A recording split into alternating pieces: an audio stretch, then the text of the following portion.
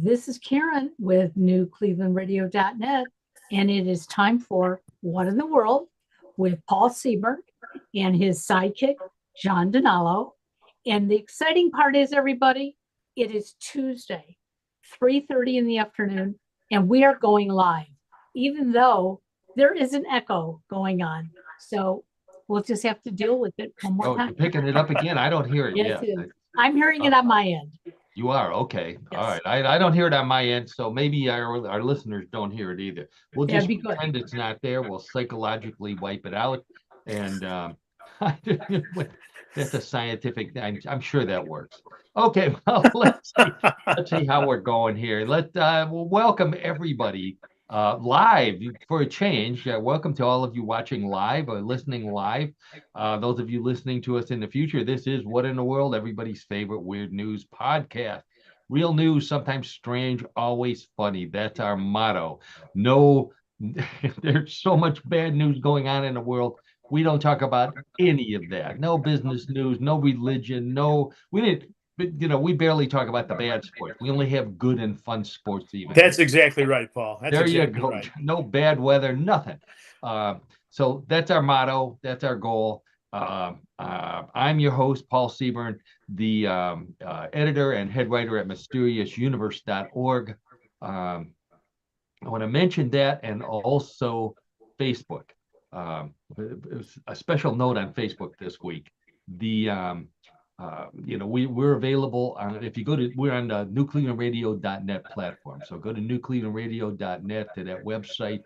You'll find a way to connect to us on Spotify, download us on Apple, all those great places. Also on YouTube. Always go to YouTube because we've got some great photos that go along with many of our stories. And I mention that because I also like to post things on Facebook. I sometimes test out some of the stories and some of the jokes. And we had a story that I'm going to be talking about first this week that went viral. So if you're coming to us as a result of that, I want to do a special shout out to you. Thank you so much for doing that. I had over 13,000 connections, or whatever you call it, on that one Facebook post alone. Most of my posts are 20 or 30, so it was unbelievable. So if that's how you found us, thank you so much for following up on that. Let's introduce the voices that you hear. The first one was our media mogul, proprietor of newclevelandradio.net, our co-host, Karen Hale. Hi, Karen. Hello. Welcome again. Yes. Karen has a lot of great podcasts on newclevelandradio.net. Please check them out. Also check out Yes I Can Coaching with Karen, which is a great coaching service that she provides and is also our sponsor. So super to check that out. The voice in your other ear is my old buddy John Donalo, the host of What in the World of Sports, our color commentator, our trivia expert, all-around good guy. How you doing, John? Paul, I'm doing well. Karen, I'm doing well. Audience, I'm doing well. It's raining outside here in suburban Cleveland, Ohio, but it's sun shining inside because we're live today, as Karen had said. Oh, there we go. Oh, I like that. Yeah, it is. Yeah, there was a point I was going to make somewhere in there. We are in Northeast Ohio. For those of you who wonder where we are, we're all in Northeast Ohio. We've got some local, at least local to Ohio and surrounding state stories here today. So let's get right to it. That's what everybody wants to hear about, not my nonsense. Okay, what are we talking about today on What in the World? By the way, did John? You said it was 3:30 Eastern Daylight Time, just for everybody. Yes, it's 3:30 Eastern Time, correct? On Tuesday, keeping track of time. On Tuesday, yes. Here. Yeah. All right. So we've got. This is senior citizens are chasing bears at a senior center in Pennsylvania, and bears are lurking in hot tubs in Florida. This is for you, John. You better watch out there. I better watch that. Yeah, we're going to be. I'm concerned about that. I don't like to hear that kind of something story. Else. Yeah, this is for Ohio, Pennsylvania, and many parts of the country. Cicadas are coming out right now, and they're all over the place. People are turning them into very unusual foods, and we will find out about some of those foods. Oh, warnings. Yeah. Bigfoot, Bigfoot stories this week, including photos. We've got Bigfoot growing weed. You'll find out about that. We've got the Loch Ness Monster. We've got a new sighting of the Loch Ness Monster and some interesting information about the Loch Ness Monster as well, personal side notes. We've got for those of you looking for maybe a part-time job or something to do when you're retired, hint, hint, there's a smelly side gig that will light your fire, and you'll understand that when we get to it, coming from Australia. One way, yeah, you can do this any place. You don't have to be in Australia. Got it. Smarter than artificial intelligence. There's probably more than one, but we'll talk about one. Okay. Plus, we got more odd news. We've got world records. We've got trivia. John's got a great sport for us, as always. And then at the end of the show, we play everybody's favorite weird news game, Bluff the Co-host. So let's get right to it because we got a lot of stuff going on here. Let's do a check on the time. Okay.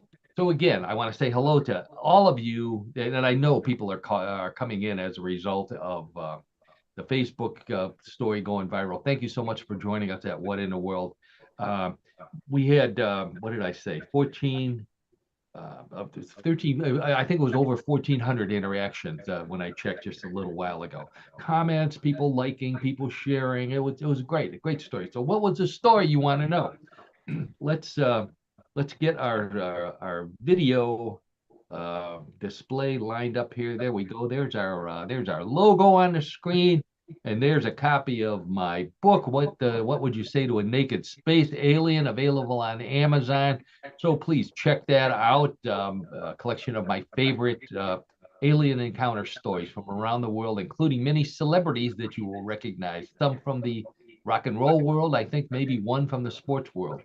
All right, so let's get to it. So here's our bear right here. We're going to be talking about this. A black bear. Oh, that's why everybody liked it, because Karen it fills up the screen, that's for sure. Wow. Very cute looking bear, yeah.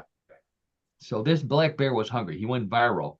He broke into a nursing home near Pittsburgh, not that far from here, and he tore things apart looking for food until one of the residents hit it with a walker. And then the staff lured it out the door with, get ready for this, Rice Krispie treats. Hey, that's a good thing to be going after, I think. That's something to keep in mind, something to keep handy. The residents said they had so much fun. They wanted to do this to replace bingo as their afternoon activity, bring the bear back in. I don't know what kind of tunnel this is. The bear is in some sort of tunnel. This may have been after they captured it. Okay. In a related story, Rice Krispie treats are now covered by Medicare. So if you're thinking about doing this for your own senior center. Now, I didn't mention the name of the place because it's a fine place. They responded to the bear breaking in. It wasn't their fault. The bear broke in. The employees jumped right on it. They didn't jump on the bear, but they jumped on the situation. They were the ones who thought of the Rice Krispie treat. So kudos to them. One resident, I thought this was cool. One of the residents tried, before they figured out the Rice Krispies are what they like, they tried to offer the bear a sandwich. Yeah, believe it or not, yeah, the bear turned it down. Bear turned it down. He was looking for a bingo card because he wanted to sit down at the table. Oh, yeah, right. When you're in Rome, do as the Romans do, yeah. Right? Yeah, sure. B7, yeah, bingo. Bears play bingo. They're not hibernating all winter. They wake up for a few days or a weekend. They're looking for something to do. They're playing bingo in the cave. So wildlife officials went to the owners of the management at the senior center, and they asked them to remove all the bird feeders from the outside facility. They said that the favorite food of bears, believe it or not, is squirrels stuffed with sunflower seeds. Oh, wow. Isn't that what you find at bird feeders? So anyway, yeah. So since that bear story went viral, I'm going to do another one. Let's see how this one does. So this one comes from Punta Gorda, Florida. John, do you know where Punta Gorda, Florida is? Yes, I do. Yes, it's in South Florida. South Florida. South Florida, near where you stay? No, not so close. Not so No. close. Oh, okay. Yeah, yeah. All right. Well, in Punta Gorda, a bear was seen recently relaxing in a hot tub. There's a picture of the bear sitting in the Oh my gosh. hot tub there, by Oh the man, way. Yeah. he's more than relaxing. He's dominating. You look at him in there. Wow. Yeah. Okay. I from our bear expert here. He's relaxing in a hot tub until they called the Florida Fish and Wildlife Conservation Commission personnel, who showed up and they captured it using not Rice Krispies but donuts.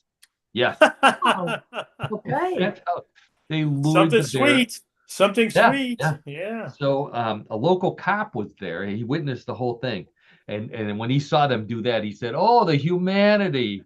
And he felt Good bad one, about Paul. the Good bear one. too, but really it was the Yeah. Oh, yeah, donuts yeah. that he was. Sure. So based on past experience, the cop also suggested to the wildlife agents to use a donut, like a glaze or something, but not a bear claw. So Get the horn on Okay. that one. That deserves the horn. they appreciated that advice there. No bear claw. Okay, good. So, John, I guess this is good strategy if you find a bear in your hot tub as well. Well, I'll tell you what. If we found a bear in our hot tub up here, that we're calling the animal control. We could be calling the North Royalton police. I mean, come on, you kidding me over there? Just don't call me. No, Paul, we need help. Come on over. There's a Oh my bear. gosh. There's a bear in our hot tub. I'll bring a Right. camera. We'll, keep some donuts around. Yeah. Yeah. Well, that'll entice them out then. Sure. Okay. I don't know what to say on that. But here's my question, John. Why would someone install a hot tub in Florida? Isn't that kind of redundant? It's kind of counterintuitive, sure. But I'll Yeah. tell you what, though. So the again, people know this. The most difficult months to get through in Florida, whether you're in Central Florida, North Florida, or South Florida, are July, August, and in sometimes September. So those months are very, very hard in all parts of Florida. Now, when you get to the other months, January, February, March, April, May, and then the months, towards the end of the year, October, November, December, it's really good. So I can understand why you would have one there. Now, Okay. yeah, I just don't think in the heat of the summer anywhere in Florida. Yeah, that doesn't I mean, No. unless you really have that interest to be that Really? to go there, do that. Yeah. Yeah. I'm not sure that the bear was cooling off. He was probably I'm not even going to say what the bear was doing in there. I have a Hey, you all probably bets drained are it, off on which would that, Paul. All probably be bets a good are off idea. for sure. Oh yeah. Yeah. Wow. Okay, so we got a local story here. Got somewhat local. It's Ohio, Kings Island, down in Mason, Ohio, near Cincinnati. They are warning roller coaster riders to keep their mouth shut or risk swallowing one of the millions of cicadas that are swarming the park this summer. Wow. Yeah.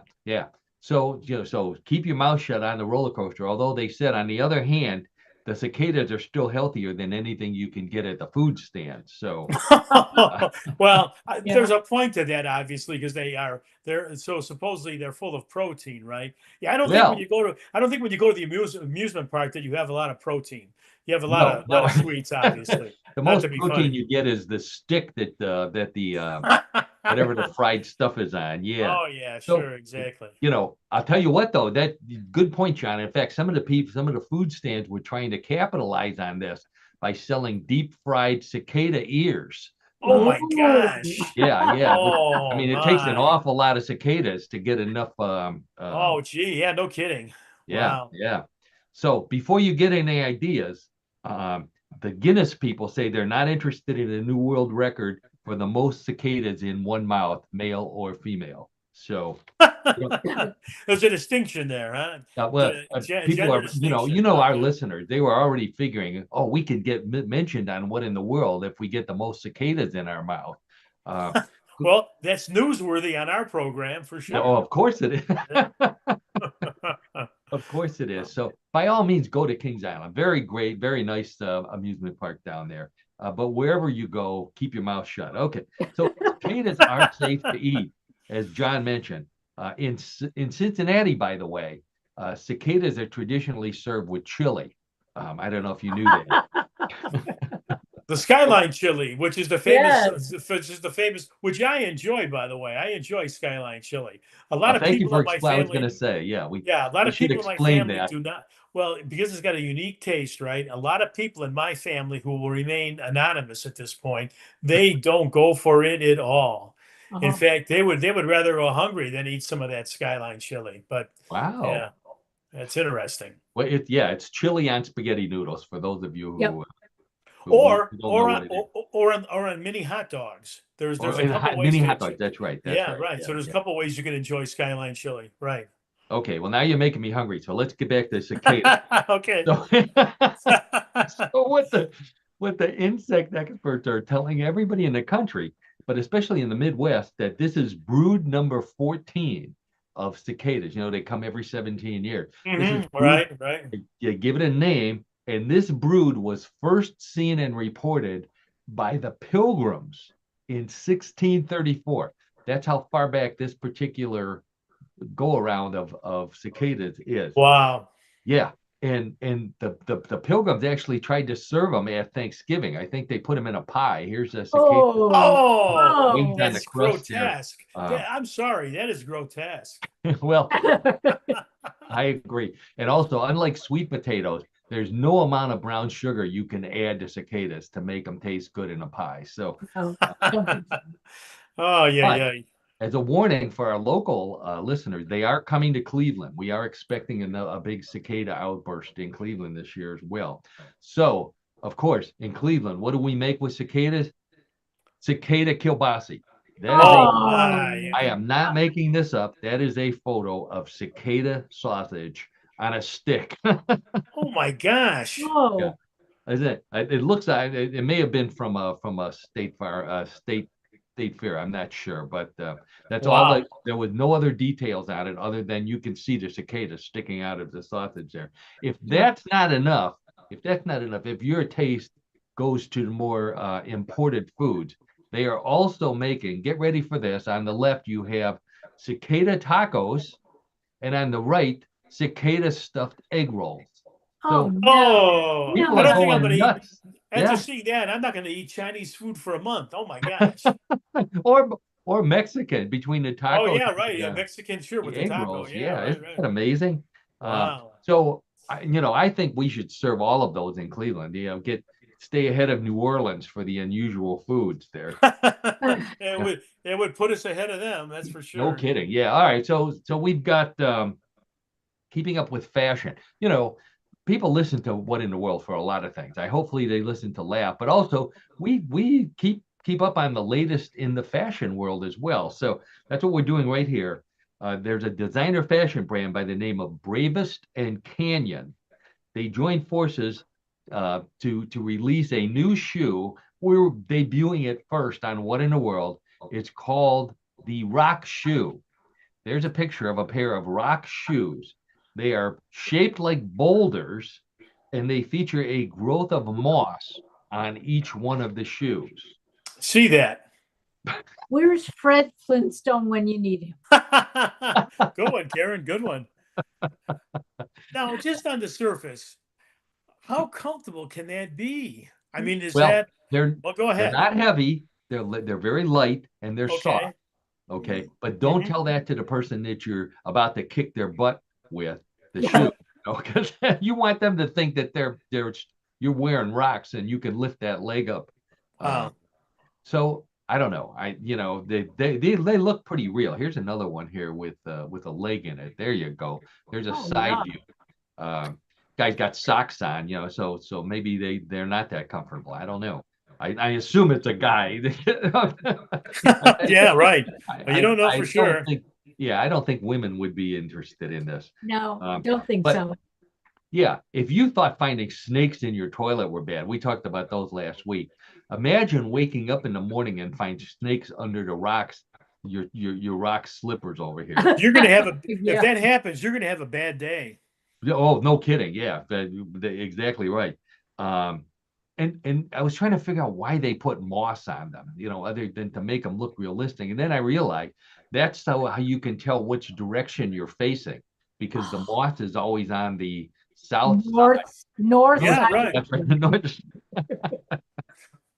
Reason for everything. Yep. That explains it there. So, John, this is a tough decision for you. When you go to the shoe store, do you want Crocs or do you want rocks? Oh, I've never had that issue, but now I will. Let me think about that.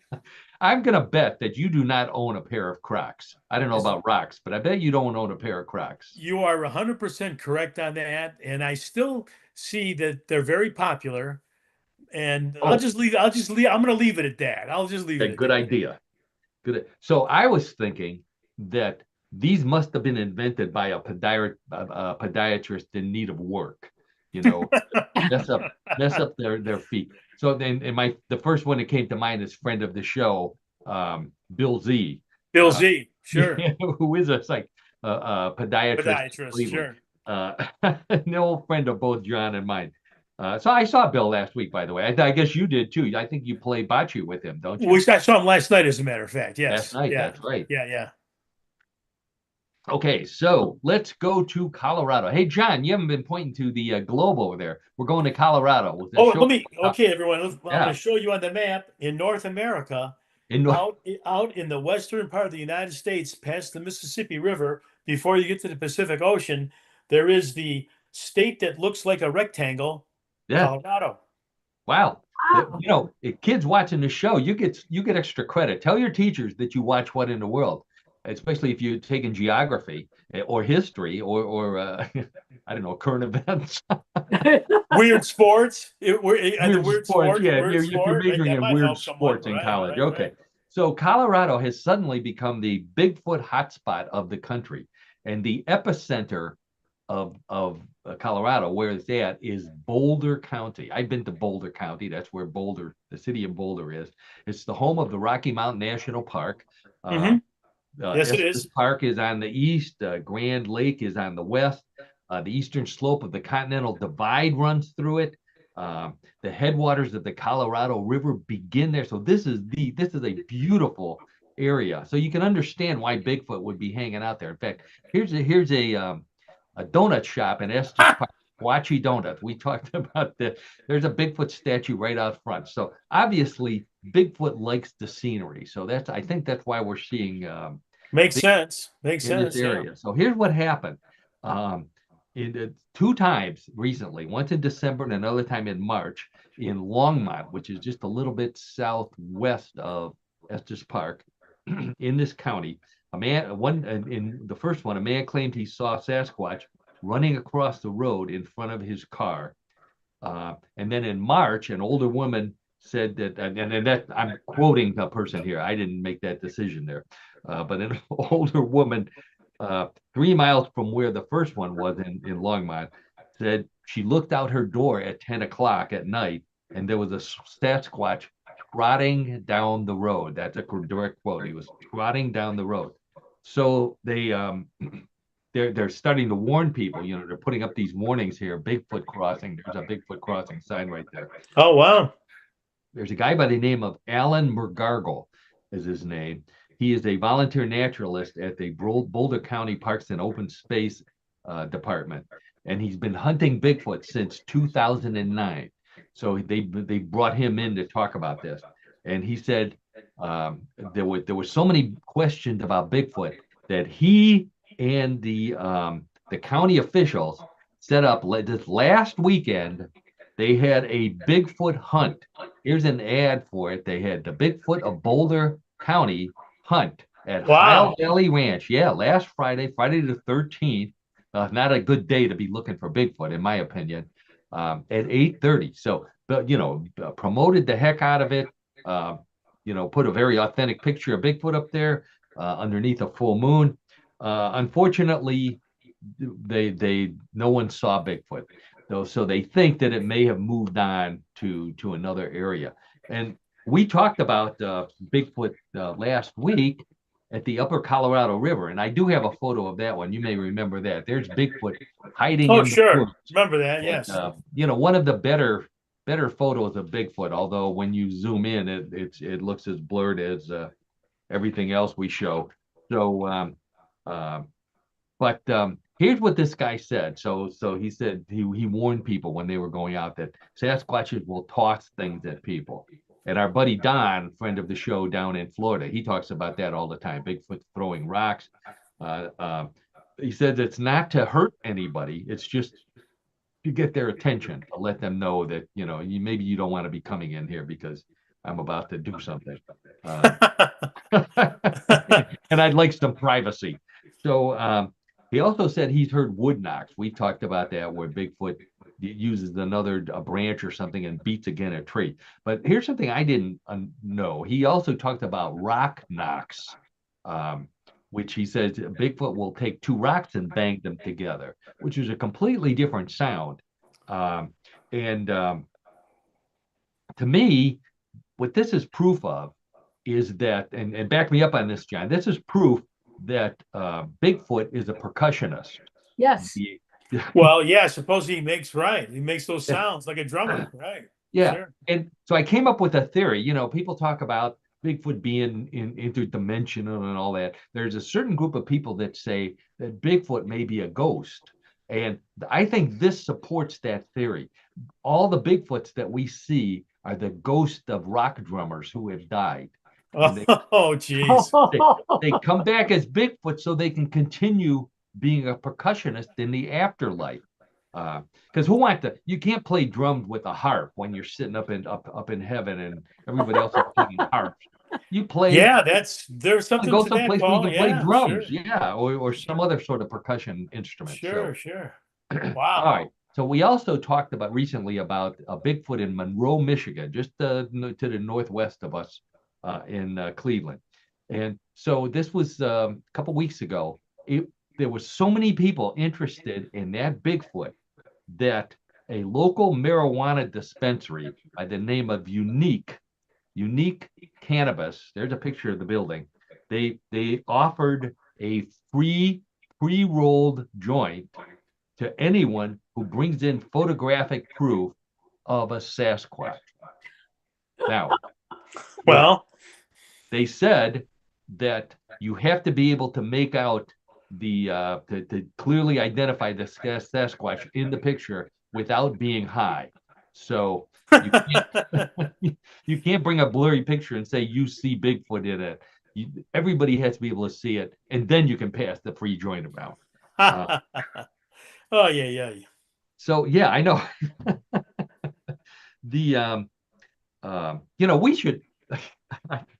We should try something like that. I can't believe how big this building is. I want to show you that if you've never been in a cannabis dispensary, and we don't have very many of them in the Cleveland area, but it's a nice big building. Look at all of the cannabis products they have there. This is more stuff than they have in the local convenience store down the street. Yeah. Okay. And here's even more. Look at all the people standing in line at this place. The place is huge. There's counters all over the place. So they can afford, obviously, to give away free joints, I guess, to anybody who brings in a clear picture of Bigfoot. Unfortunately, Bigfoot himself is not eligible for the free joint because I know there's a sign out front that says no shirt, no shoes, no service. And I don't think Bigfoot's going to have any of that. And this is how disappointed Bigfoot is right here. Here's a picture of Bigfoot. Poor sitting on a Bigfoot. rock, smoking all by himself. Yeah. Yep. So I did a little bit of investigation, and there's a big connection between Bigfoot and pot, believe it or not. There's a lot of pot farms up in Washington, so they see him up there all the time on the pot farm. Also in California, where the Bigfoot Cannabis Company is in business, and it's the home of the Bigfoot Museum, and they sell high quality Bigfoot weed. This is a picture of a foil package of Bigfoot cannabis. They also host the 63rd annual Bigfoot Days festival on July 12th. So that's coming up. So Bigfoot has a big connection here with pot. I'm thinking, maybe we should be distributors for Bigfoot marijuana. Yes, I think Yeah. so. I'll let John. You're the guy who needs the side gig, so I'll let Yeah, you. it could be a business venture. I'll have to do some research on that. I will do some research Sounds on good. that. Good stuff. Look at a hand-picked private reserve. It looks like good stuff there.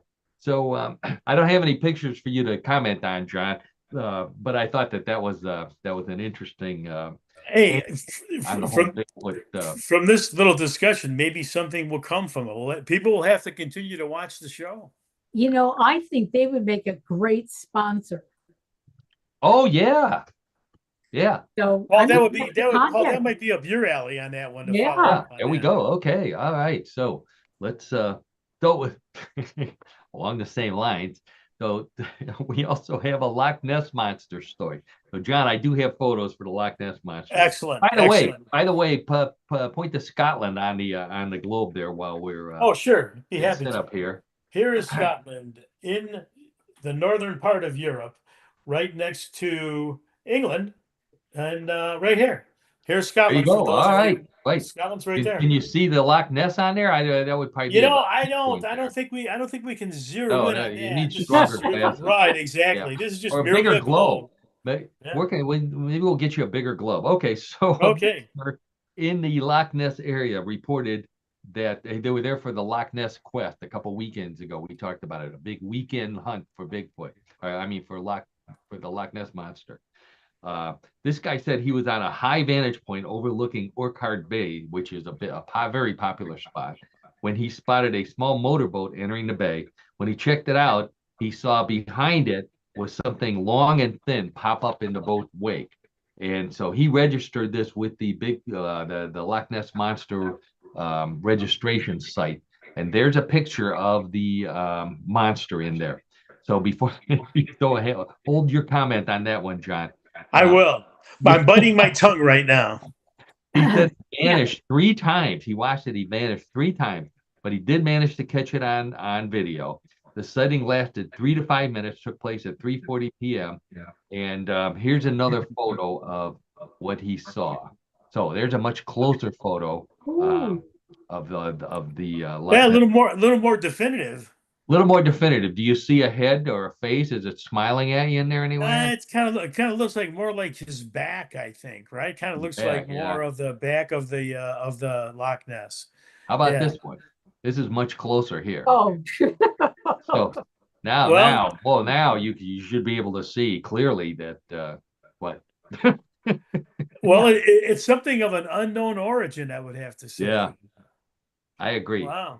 Some people, I posted it. Some people said it looked like a garbage bag, a little lawn bag floating in the Loch Ness. Right. Yeah, Which could be that sadly, too. I'm sorry to say that's what it looks like.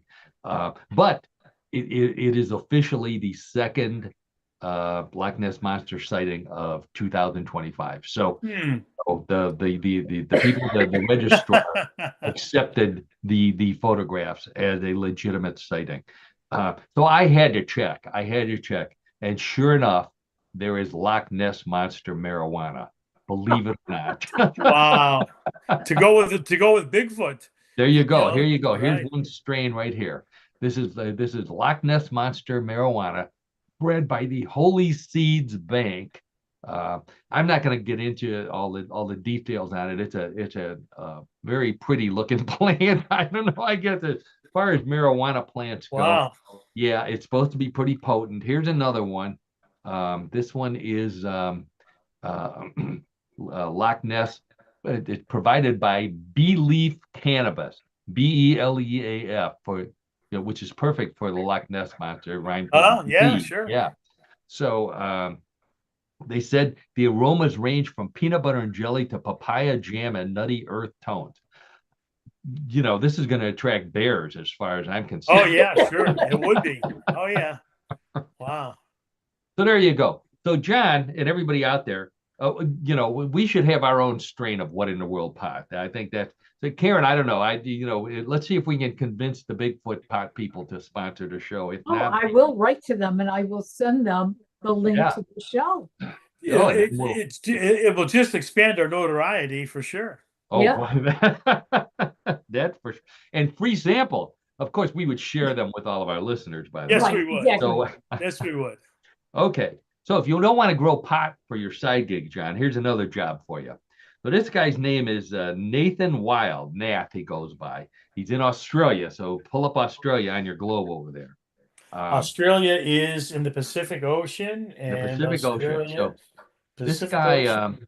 Yeah, right got here. it over there. Right here's Australia. There Okay. it is. We can see it barely. Oh, yeah. If we squint, okay. So Nath started out as a carpenter in Australia. Didn't he did okay, but he wanted to make more money. So he became a part-time topless waiter at Melbourne's popular strip club called Magic Men. So here's a picture of him at the strip club. Good-looking guy, It's but he wasn't making enough money at the strip club, which I find hard to believe. If the lady, Karen backed me up on this, I would say he's a fairly nicely proportioned man. Yeah, okay. You're not into the bodybuilder. No, I get not it. him. Okay. No. So he said, this is a perfect job for John, though, by the way. I think John. Oh, I don't think so. What do you mean? Perfect job for me. I don't. In fact, I'm sure it's not the right job for me, Paul. Okay. Come on. Okay. You have me do all these different things. I don't know. I'm retired. Come on. Wait a minute. Okay. If you don't like that job, I got a better one for you. This is he makes much more money doing this. In fact, he makes $40,000 a year doing his job, and it's not male stripper. What he does is he sells flatulence videos online. No. Yes. Oh my gosh. He records, he takes his phone and he holds it. Wait, let me just hold up a picture here. He holds it no. and he records himself and he sells them. He has sold these audio and video for up to $1,200 for one. Makes $40,000 a year selling fart videos. Now, they're not just any fart video. He eats a lot of chicken and green vegetables to get bloated. Oh, I'm sorry, $2,100. The most he got was $2,100 for one, where he was wearing a jock strap. So I guess they paid extra to see him in a jock strap. Oh, And he said he makes more money when he talks to people while he's doing it. I mean, something's not right. I don't with have the world. videos. I didn't want to watch them, but I'm thinking, what do you say while you're doing something like this? I don't know. I wouldn't That's go in good. there if I were you. I mean, I don't know. Don't get too close to Wow. the camera. Yeah, no kidding. where do people come up with these horrendous ideas? Well, good question, Karen. They asked him that, and he said, when I first started making the fart content, I was blown away by the demand. It turns out he heard about it, and there was a huge demand for it. So he just jumped right in or squatted down. I'm not sure what Oh my. exactly he did, but there you go. So he does custom videos, so you can send him an email or a text and request special poses. He'll put different clothing on for you, say different things. He even has different facial expressions to go along with it. I don't even want to imagine what those are like. The only thing I can think of, Paul and Karen and audience, is there is a market for anything. Everything. That's or right. everything. So anything or everything, right? I Wow. agree, Karen. I thought that I'd never heard of anything like this, but and I know I'm doing this early here. We have another one to go with our sports. But John, I remember back when we were in college, there was something going on that was very similar to this. Do you remember that? It's starting to come back to me. So help me along with this. Well, it was people who lit their farts. Oh This yeah. is Oh, absolutely. very much a Sure. dormitory thing. Oh yeah. Well, you got to think of the time, 18, 19-year-old kids, right? We're thinking of other things, right? But Go ahead, explain on that, Here- Paul. Here's, Explain on here's that. John justifying it. Now, I don't recall ever hearing that John did it, but here he is justifying lighting farts when we were in college. Frank I never Zappa. did it. I'm going to go on record as saying I never did it, but I know that people have done it, and I'm going to leave it at that. Well, someone who was an expert on it was Frank Zappa, of all people, the head of the Mothers of Invention. Frank Zappa, sure. Yeah, he used to talk about, and I'm quoting here, the manly art of fart burning. And he wrote a song about it. It's called Let's Make the Water Turn Black. And in that song, he says, Ronnie helping Kenny, helping burn his poots away. Obvious reference. Yeah, sure it is. Wow. So I went researching for you, John. I thought there must be a competition for something like this. Oh, was there? Yeah, I'm interested to know about that. Well, believe it or not, there are people who do this to the extreme. Here's a guy right here. Now he's almost a flamethrower right here. Wow. Here's another. This guy's standing over water, which is probably a smart thing to do in case he catches on fire. He can just tilt himself back in. Here's another one. This is it almost looks like he's a drag racer. Rocket fuel. Where's his car? Look at all the people watching him too. Yeah. Where's his dragster at? Wow. So believe it or not, I found a competition. It's called and this was in 2023, the 2023 annual Peepaw Fart Lighting Contest. Now, for Northerners, who don't know this, down in the South, you call your grandfather Peepaw. That's one of the many nicknames for your grandfather. So they had a Peepaw Fart Lighting Contest. And I actually have two photos from the Peepaw Lighting Contest. Here's one right here. Here's Peepaw right here, one of the Peepaw competitors. Oh, wow. Now, this has been going on for some time. They also have a Meemaw competition, Karen. So here's the Meemaw competitor right there. Oh, This is unbelievable. Everybody out there, if you're not watching this on YouTube, you should be. This is obviously these are artificially intelligence generated. There is no Meemaw Pawpaw, although I was really hoping that there was competition. But the I don't know. There's a calm that's come over me now. Know that it's AI generated. All right, so here's something that you won't catch passing gas, at least not yet, and that's robots. So it seems like Amazon comes to my house every day, for some reason. Every other truck on the road is an Amazon truck. I would think that it'd be a good job working for Amazon delivering stuff, but it's not anymore because they're switching to robots. Believe it or not, they announced a new facility where they're testing robots, humanoid robots that will carry your package from the van to your front door. There's a picture of one of them right here. Wow. Yeah. So what the way this is supposed to work is the driver drops off the robot, and then the driver goes to another house, so they can cover twice as much territory in one trip. I guess they make the poor robot run to catch up with the driver. Wow. But, so teen hackers are already getting in on this. They've already invented robot porch pirates to follow the robot delivery. What will occur next? What will happen next? Well, I'll tell you what's coming up next, John. What's coming up next is they're making for the robot delivery guys mace to spray on robotic dogs.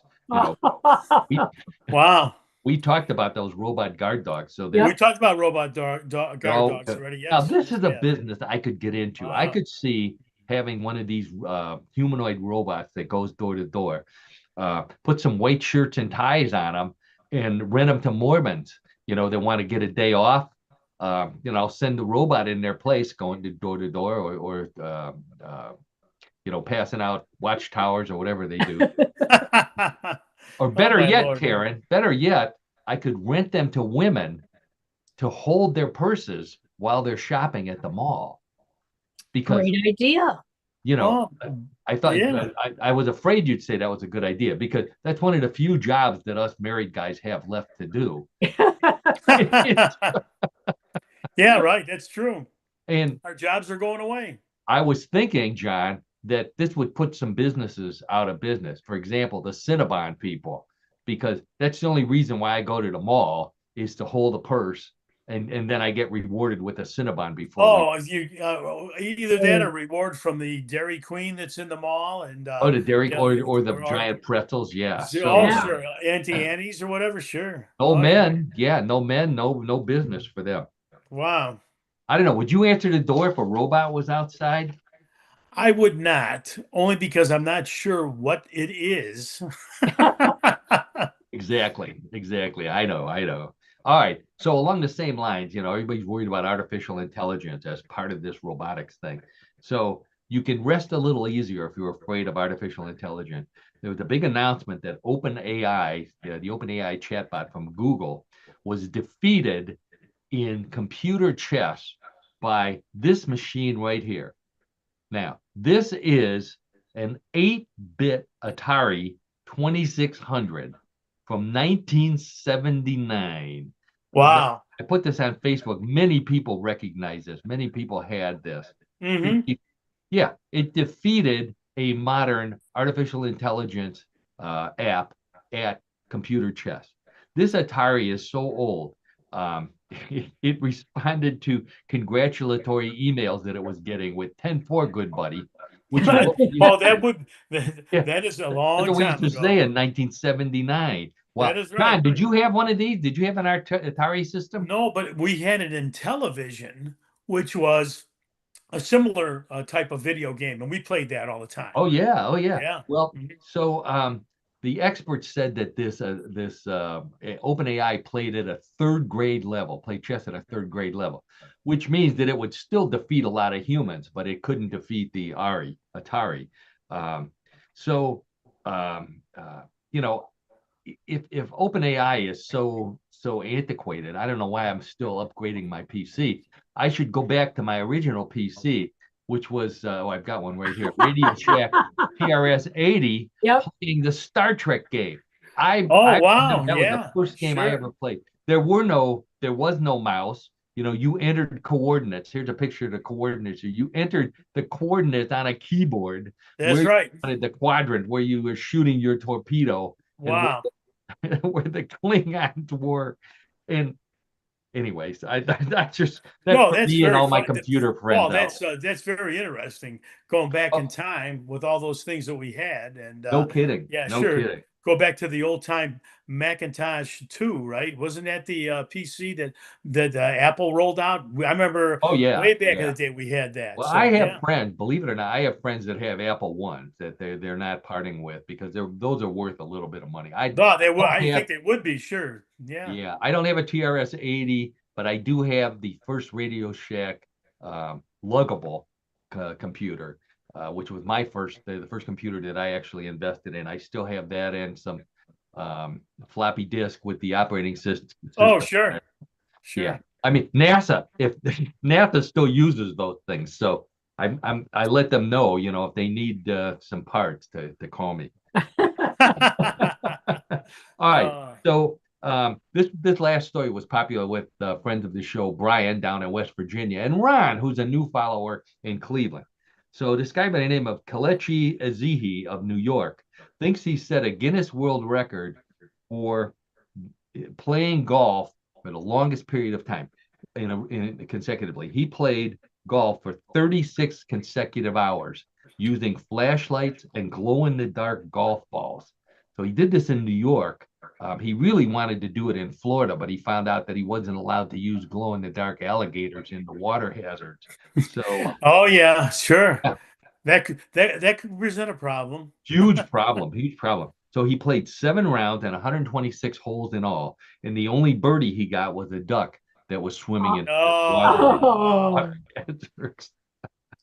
I tried this on a putt-putt course once, by the way, and I didn't go 36 hours, but for weeks after I did it, I had this nightmare where this giant clown was chasing after me and spitting I golf can balls out understand of. why. I You can know that understand one, why. John. Yeah. Oh yeah, for sure. So that's my sports story for the week, and obviously pretty pathetic. So what I'm going to do is turn it over to our sports guy, John Donalo, for what in the world of sports? every week I turn the show over to John at this point because, as all of our regular listeners know, and I'll tell this for the new listeners, John and I are fraternity brothers from college. That's when we go back a long way. We just celebrated our 50th reunion. John knows more about sports than anybody I've met in my life, so I count on him to find a sport that meets the criteria of what in the world, a real sport, sometimes strange, always funny. John always manages to do it more often than not. He tops last week's sport. Really weird one coming up for us this week. John, why don't you tell us what it is? Okay, Paul, thanks for the big introduction. So I'm very confident in saying this. Our sport this week is probably one that you have never heard of. In fact, it's a sledding sport from Hawaii, which is right here on the map between Asia and the US.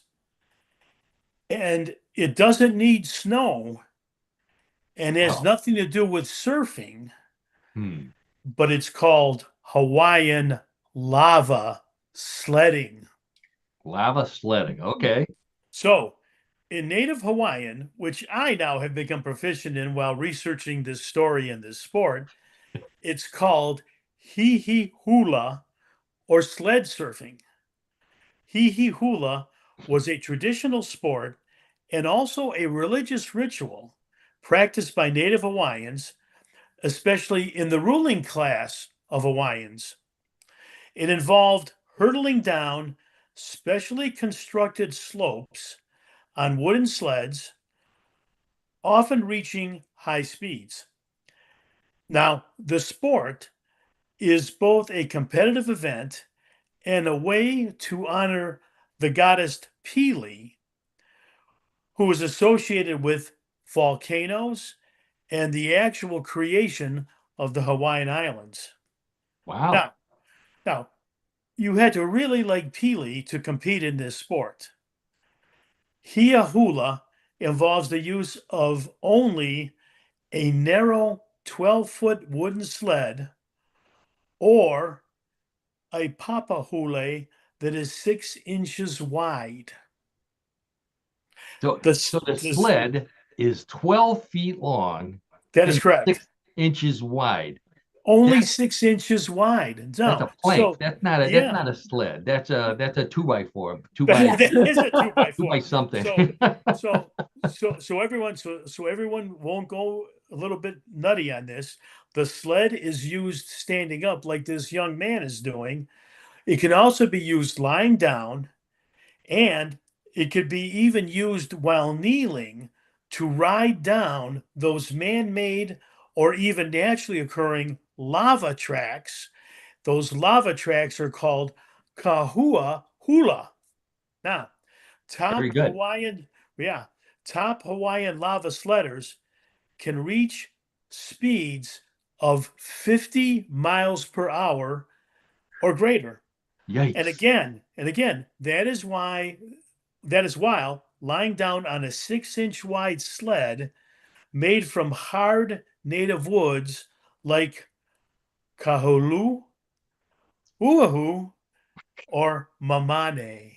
Oh, very good. Now, papa hula, they are composed of a pair of runners and a platform. The platform is 2 rails spaced apart by pieces of bamboo.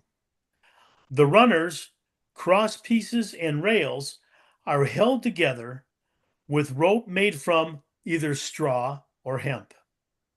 Now, if all of this does not sound extremely uncomfortable enough, the kahua hula track is made of rocks dug into a depression on a hillside.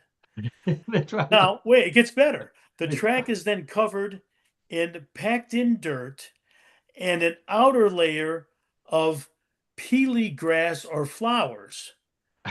The course is wide enough for a single sled and are not sloped at the bottom. The average length of the course is 150 to 200 yards, but the Kiahua Hula slide on the Hawaiian island, or the island of Hawaii, is over a mile long. Wow. Wow. This looks painful. For those of Yes. you who can't see it, just imagine being on a 2x12. That's basically what this is. Six I mean inches it. wide. Yeah. Well, this is well, I know this is Riding why. down on a pile of rocks. You're Yeah. on Well, I mean, this is why the- I know clearly I can't do this. You have to have strength and agility to be able to do this. I oh mean, yeah, and a keg of beer. oh my, oh yeah. Well, that can maybe get you through it. Although Now, I wouldn't want to be, this is not the kind of sport to participate in with And a you're beer. not wearing any kind of like padding. there's No, no Or anything. protective gear, Karen. No protective gear whatsoever. Now, no, they would the guys. I was the pictures of the old guys. They were wearing loincloths. Yeah. Holy now, smoke! That's dangerous in more ways than one. so to go a little faster. Oh yeah. Oh no, wait. Let me explain. Okay, there is oil extracted from the kukui nuts. And that oil is used to either coat the course, coat the runners, and sometimes even the bodies of the sledders. Ay, ay, ay. Oh, Wow. So, in doing this research, I was totally amazed. And Hiahula is an ancient sport. So, there are no leagues, no governing bodies, that would be to Karen's interest, or any world records. Now, that's probably good because there's not enough pineapple beer in Hawaii to get most people out to try Hawaiian lava sledding. That wow. Wow. truer statement you never said, John. That is probably the most dangerous sport I think we've ever talked about. Yeah. Well, yeah, I mean, just think of being able to participate in, like I said again, strength, agility, persistence. You have to have all of those. You have to have all of those elements, right, to be able to compete in this. Well, not even compete, but just be able to complete the course, right? Yeah. It's a sport, though. People enjoy doing it. You gotta really love this Pele god or Pele, whatever her name is. Peely is the god's name is pronounced Peely. Pele. I hope she's good because Hope she's satisfied with all the people that holy, are participating. Sure. riding down on a plank on a pile on a hill made out of rocks just doesn't appeal to me at all. No. No, not at all. Wow. Yeah, so but a very unusual sport. John was absolutely right. I don't think anybody's ever heard of a sport like this unless they grew up on Hawaii, on one of the Hawaiian islands. And I racked my brain. The Cleveland, there's plenty of snow hills here, plenty of sledding. I couldn't think of any place or any time when I would have seen something like this. And then I remembered, John, way back when we were in school. You know how those other fraternities used to like to challenge us to competition? Well, They challenged us. They challenged us consistently. daily. Yeah. Well, one that was day, we used to yeah. celebrate odd holidays, and one day it was Hawaii Day. I don't know if you remember that Hawaii Day. Hawaii Day? No, I'm not sure. Well, one of the fraternities was talking about doing this lava sledding, and we said, if you can find, where are you going to find lava in Cleveland, Ohio? So we proposed a better idea. We proposed something that had a Hawaiian thing. We proposed pineapple bowling. And so in pineapple bowling, you set up 12 pineapples like bowling pins. And then we must have been saving string or something. That ball looks like a giant ball of string that we found to use to knock over the pineapple. And we thought this was a great competition. In fact, look, here's some of us competing here, and onlookers watching on. We thought for sure we had this one because we were all good bowlers. And then one of the sororities showed up. And the sorority, yeah, you remember the sorority? They were wearing Hawaiian grass skirts. We were so distracted, we lost. I was just going to say, I mean, at that time, we're not interested in competing. We're interested in looking. I mean, We come went to on. fit-in dates. That's right. Or maybe thinking of doing something else besides the looking. Yeah. All right. So anyway, so that's a real game, I guess. Pineapple bowling. I found that at Party City. So great sport, John. Thank you so much for that. You're welcome, Paul. That means it's time for everybody's favorite weird news game, Bluff the Co-host. Rules are simple for Bluff the Co-host. If you haven't played it before, I have 3 stories similar to the ones we've been talking about all afternoon. One big difference: all of those were real. These may be real. They may be a bluff. And it's up to Karen, John, and those of you playing at home to decide real or bluff. We have wagering is allowed, so place your bets. John and Karen, put your hands on the buzzer. Let's get right to story number 1. While this is very timely, while Americans are being warned to keep their mouths shut or they might swallow a cicada, people in Japan ride roller coasters, yawn unafraid, and walk around with their mouths wide open. But they wear giant dragonflies on their heads, which they claim scares all other insects away. These real dragonflies live on smaller insects, and every bug is smaller than these 4-foot-long dragonflies with a 4-inch wide wingspan. The giant dragonflies can be pinned on your hat, pinned on some hair, or glued onto bald heads, and are guaranteed to never stop repelling bugs until they fall off or fall apart. The giant dragonflies can even be worn by horses and cows to keep away flies. With that kind of versatility and no harmful pesticides being used and a $10 price tag, the giant dragonfly is also repelling Raid, Off, and the Orkin Man. Okay. So people in Japan switching from pesticides to wearing a giant dragonfly on their head, which they claim keeps bugs away from them. Real or bluff? Karen, we'll start with you. Well, I haven't been to Japan lately, but I cannot imagine people walking around with dragonflies on their heads. So I'm going to say great bluff. Okay, I should mention these are plastic dragonflies, not real I don't care. dragonflies. You don't Doesn't care. make any. Okay. So Karen says it's a bluff. John, how about you? Well, at least I got a little bit more information that they're plastic. And what I'm trying to figure out is, would women put them in their hair? I mean, these things are on people's heads. I can see if it's on a man's head, right? But if it's on a woman's head, like where do they actually put it? So even though I was inclined to think it's true, I'm going to agree with Karen and think that it's a bluff because I don't think it's very practical.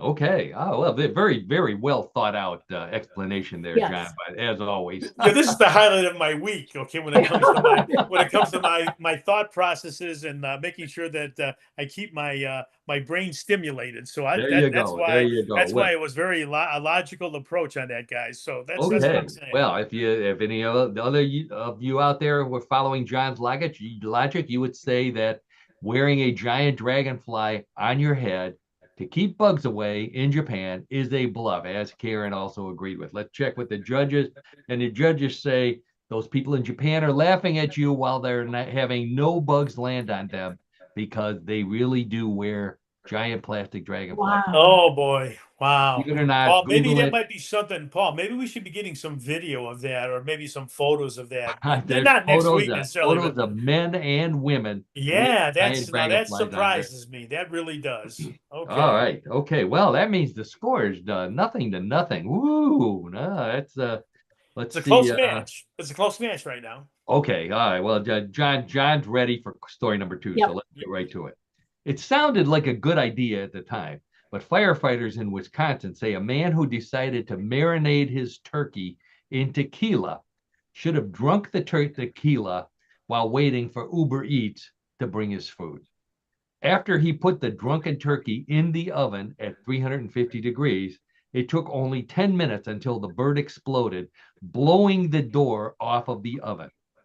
The firefighters said blue flames were still coming out of the smoldering turkey when they arrived, while the man sat in the corner, claiming that he roasts his turkey that way all the time.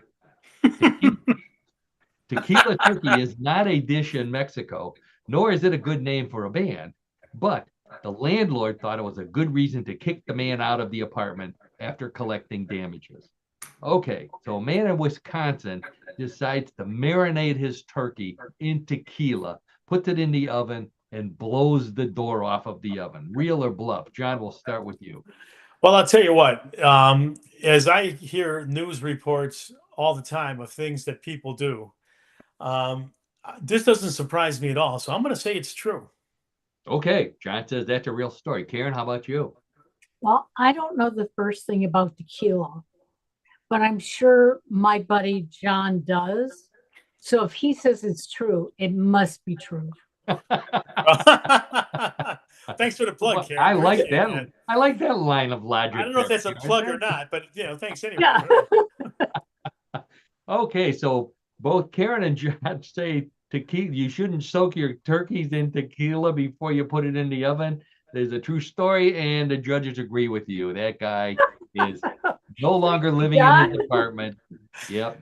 Soak. I don't even know where you come up with an idea like that to soak your turkey in tequila. Maybe he was having a tequila or two before he decided to do Probably. that. He woke up to a tequila sunrise and decided he wanted Oh, a there we Oh. are. tequila Okay. turkey. Okay, so the Okay. score is tied 1-1. Points are doubled in round number 3, but it doesn't matter. We will have a winner or we'll have a tie, and everybody will go home happy either way. So Oh, let's yeah, sure. see what Sure. we got. Story number 3.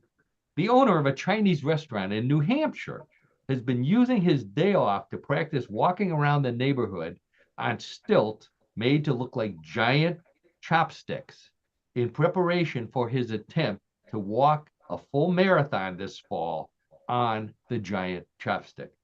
His goal is to call attention to the fact that very few of his customers eat Chinese food with chopsticks anymore, and he hopes this feat will convince them that using chopsticks to chow down on chow mein is easy, much easier than walking on them.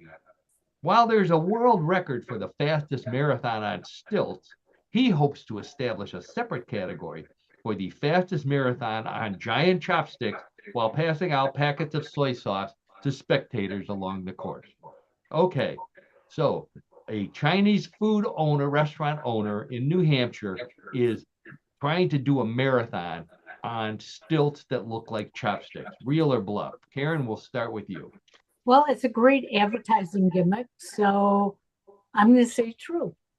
Well, okay. All right. Karen knows her marketing. Karen says it's true. John, how about you? Yeah, I think it's true also. I mean, I think the idea, like Karen just said, that it's going to be a publicity grabber. People are going to see it. But I'll go with my thought about nothing surprises me anymore. So that's why I think this is true also. Okay. All right. So both Karen and John think that there's a guy crazy enough to walk on giant chopsticks in New Hampshire to promote eating with chopsticks. Let's check with the judges. And the judges say, sorry about that. That's a bluff. You both were wrong, but it Oh, is. I agree. I think that might be a good idea. Um, but I don't know if the poor guy could survive walking 26.2 miles on skinny little stilt that look like chop while tossing soybean packets or soy toss packets. well, fast forward a year out, maybe this does occur. And that just shows you how we're on the leading edge here at What in the World. You And are what right. an influence we are on the world. We are. Yes, yes. Well, by the way, that we both Karen and John go home happy this week because they tied the score. So Well, John I'm only happy. has to spend Yeah, half his time studying for next well, week. I'm happy because I don't have to do the flashcards this week. So Yes. that's good. Yeah, that's a good idea. Yeah. I'm sure you'll still hear from our buddy Dan, who Oh, Dan, tabs Dan, on, yes, our friend Dan is great. He's a great guy, and I can always count on getting a recap on how we do with Bluff co-host. So I'm sure we'll hear from you, Dan. you Looking sure forward will. to it, by the way. Looking forward to it. All right. Okay. Well, I think that we have now reached the end of this episode of What in the World. I want to thank Karen Hale, our co-host, media mogul at newclevelandradio.net. Thank you, Karen, for everything you do for our show, for all of the podcasts on newclevelandradio.net. Everybody out there, please check them out. Great podcasts, all different kinds, nothing like What in the World, but very beneficial, very beneficial. And also check out Yes I Can Coaching with Karen for all your coaching needs. Check that as she has links at newclevelandradio.net for all that good stuff. And I want to thank my old buddy John Dinalo, host of What in the World of Sports, our color commentator, trivia guy, all around good guy, puts up with me, puts up with all of us, and keeps coming back for more. So John, thanks for that. That's right, Paul and Karen. No, it's always a great time. Like I said again, for me, clearly one of the highlights of my week. I'm a retired person, so I mean, there's certain things you look for and you like to do when you're retired. This is clearly one of them. Well, I and the hear show that. is now giving you a reason to dust off your globe. Yeah. Well, absolutely, and also maybe cue up a little bit more of my geography. There right? you go. Yeah. There you go. To Cue go with that the up a little history. bit better, Yeah, sure. yeah. Okay. And again, All we have to right. give. Yeah, well, we're moving on to next week. Let's talk There about we that. go. Okay. And most importantly, I want to thank all of you listening out there, where you're listening live, you're listening to us in the future, watching us on YouTube, whatever it is you're doing. Thank you so much for being a part of the What in the World. You're the reason why we do this. We hope you have as much fun listening as we do putting the show on every week. And on that note, we will be back next week. We will be back on Tuesdays at 3:30. God and Zoom willing, we'll be here. So thanks again to everybody out there. Karen, any last thoughts, or are we on our way out? I think we're on our way out, and Okay. let's enjoy the summer.